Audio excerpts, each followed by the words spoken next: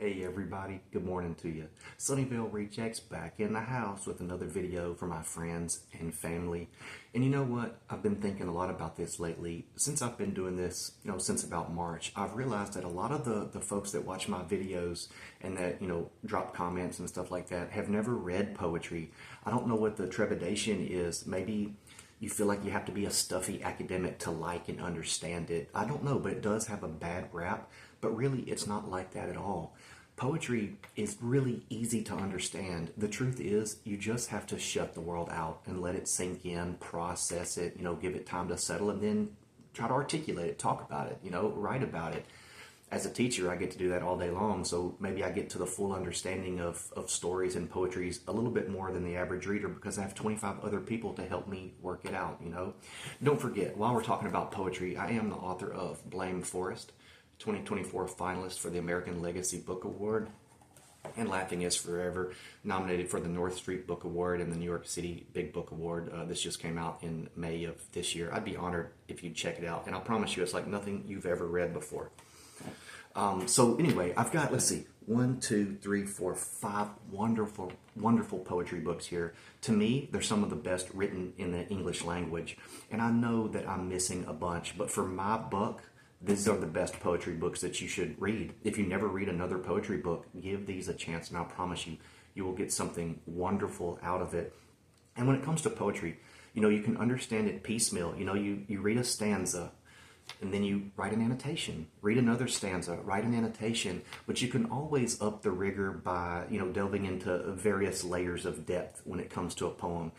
So you could read it once, surface level, it is what it is. On the second reading, delve a little bit deeper. Start looking at simile, metaphors, other literary devices like mood, tones, switch, that kind of thing. And before long, the author's purpose will begin to take root in your subconscious, and you will get it. But it's no different than prose or fiction. You just got to be dedicated to understand it. That's it. I'm shutting up because this is not a classroom. We're not talking about an essay on this stuff. We're just talking about the best poetry books in the English language that you should give a shot if you're looking to read poetry, okay? So without further delay, here we go. You got to check out Gary Snyder's Turtle Island. He was an ecologist, a natural poet. He wrote about the destruction of natural systems, that kind of thing.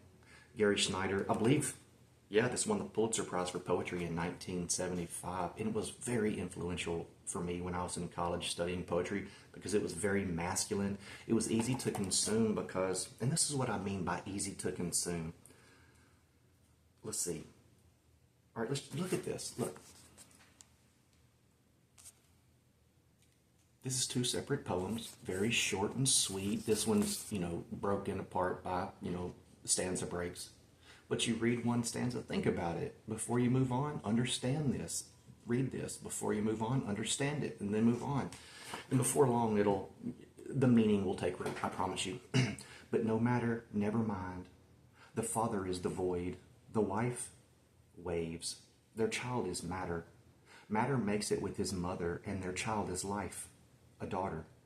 The daughter is the great mother who, with her father, brother, matter, as her lover, gives birth to the mind. Gary Snyder.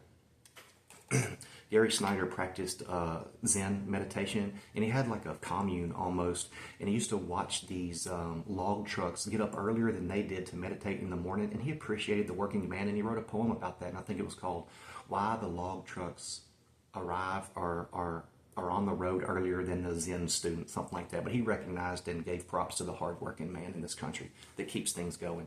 Number 2 on my must-read poetry list, the one, the only, Wanda Coleman, LA's badass blues woman. She wrote about the underbelly, the unfortunate denizens of Los Angeles. She wrote about racism, sexism, things of that nature, and she was a ballsy, badass black bitch, if I may say that. This woman's writing inspired me because she was unapologetic, and in my writing, I'm unapologetic, and you'll get this sense of, yeah, there's a little bit of tension, there's a little bit of anger and bitterness behind my words, but really I'm just trying to work things out and write something inspirational for the next generation that thinks that maybe they don't matter or things don't get any better. They do. You just got to put a lot of hard work and effort into it. I promise you, you'll see how good life can get. But she won a couple of awards. One of them was a Guggenheim Fellowship. She was a wonderful writer. Let's see, one of the year's best, the New York Times, the Washington Post, and the Irish Times. Here is the greatest and most powerful work of the people's poet. And this is a collection of her best poems, I guess you'd say. These poems are wildly fun and inventive and frequently hilarious. They seem to cover every human experience and emotion. She liked experimenting with form and seeing how the content and the message of a poem would change based on the form that it took. She was a teacher as well. Moving on, book 3 of my must-read poetry selections, Spoon River Anthology by Edgar Lee Masters. I had a different copy of this, but I guess it got lost somewhere along the way. But I'm telling you, this is a fun poetry book. And each little poem looks like this, all right? But check this out. All of these people are speaking from beyond the grave, from a cemetery in this place called Spoon River, right? And each one of the people in the graveyard get to tell their own story. And before long, you start to see all this crazy interactions between this people in this community or village or city or whatever, and all the shady side. You get to see all the infidelity that's going on between these folks. This is creative. I mean, it's just one of the best poetry books that I've ever read in my life. I've never read anything like this. Very, very creative and poignant. You'll love it. Spoon River Anthology. In 1915, Edgar Lee Masters published a book of dramatic monologues. Monologues, that's what they're called. In free verse, a fictional town called Spoon River, based on the Midwestern towns where he grew up. The shocking scandals and secret tragedies of Spoon River were immediately recognized by readers as authentic. Give it a shot, you'll love it. And look, you read one, you stop, you think about it, you come back the next day and you read it again. I mean, read another poem, you know. And the cool thing about poetry is, I mean, there's a lot of diversity in a poetry book because the poems can be disparate, which means they don't have to belong to the poem that came before them. They don't have to have the same theme. And so you can get a poetry book and every poem is about a different subject, and that's really cool because when you read, prose, you have some backstory and all that, but really it's one theme. There might be a sub-theme, but generally they are both along the same lines. Poetry's not like that. Each poem can be vastly different than the one that came before it, and it belongs there because you, as the poet, put it there. Jimmy Santiago Baka, of Chicano writer in Santa Fe, New Mexico.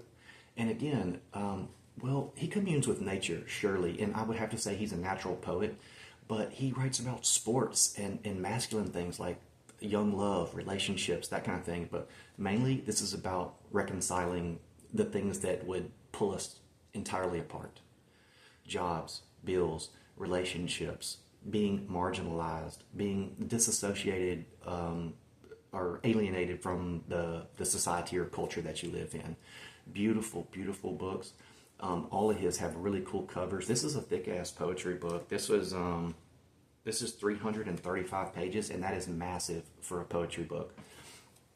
Combining a stunning lyrical intensity with a profound exploration of the human soul, Healing Earthquakes uses poetry to conjure a romance from beginning to end. Jimmy Santiago Baka introduces us to a man and woman before they are acquainted and recreates their first meeting, falling in love, their decision to make a family, the eventual realization of each other's irreconcilable faults, the resulting conflicts, the breakup and hostility, and ... But that's exactly what I just said, right? Healing. But we must go through things in life. We have to, and we have no control over that. All we can control is how we react and how we move on. Jimmy Santiago Baka, any one of his books that you pick up are amazing, but this is a hefty book, worth its price in gold. The cover's amazing. It feels good in the hands. Each poem is different and really trying to get to the heart of the matter with a final conclusion that is staggering, will blow your mind. And after you finish this, you will carry this message with you for a long time. We are down to the final book. This is one of my favorite writers of all time, definitely one of the most influential poets I have ever read. It is The Lice by W.S. Merwin, winner of the Pulitzer Prize also. And when he got his, I think it was $100,000, he gave it up to the Stop the Vietnam War Fund. You can't stop war, though. It's big business and makes those politicians and fat cats much richer than they already are. And guess who fights those wars? The poor people who have nothing to do with it. That's why politicians are so quick to start wars and to fight wars, because their kids aren't fighting in those wars. They're at Princeton, they're at Stanford. It's us, the poor people, the one that the outcome actually matters to. We're the ones fighting, and then we're dead and don't even get to see the fruits of our labors, you know what I'm saying? But The Lice, W.S. Merwin, beautiful book. And he wanted to do something different with language.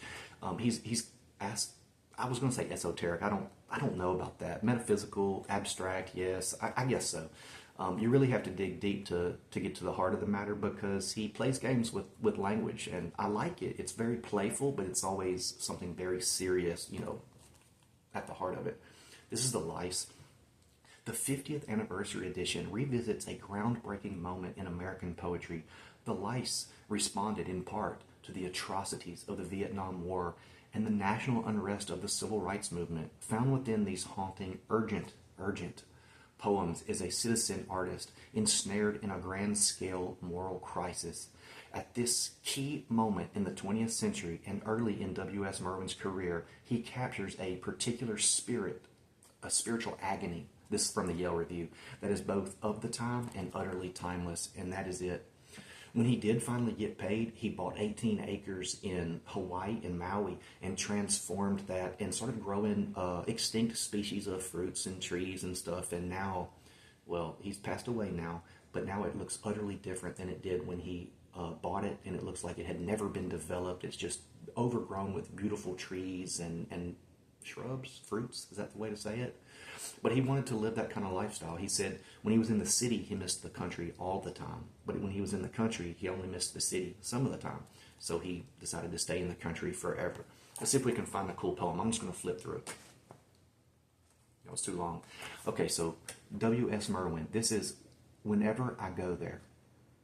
Whenever I go there, everything has changed. The stamps on the bandages, the titles of the professors of water, the portrait of glare, the reasons for the white mourning, Mourning, In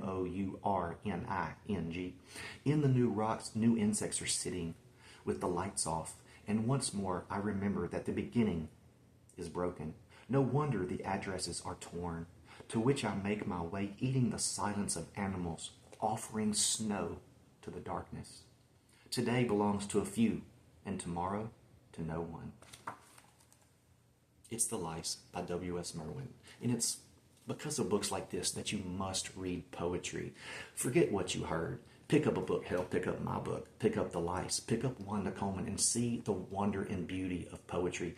And poetry is really cool because you're almost discovering the meaning of the poem with the writers as they're writing it. And that's one of the differences between poetry and prose, is that you can indulge in self-discovery, discovery of theme, or whatever it is that you're working on, line by line by line, and stay intrigued and make it fun yourself as the writer, because if you're not having fun, nobody is. I'm shutting up. It's Sunday. Enjoy yourself. Have a wonderful day. Read poetry and stay cool. I love you.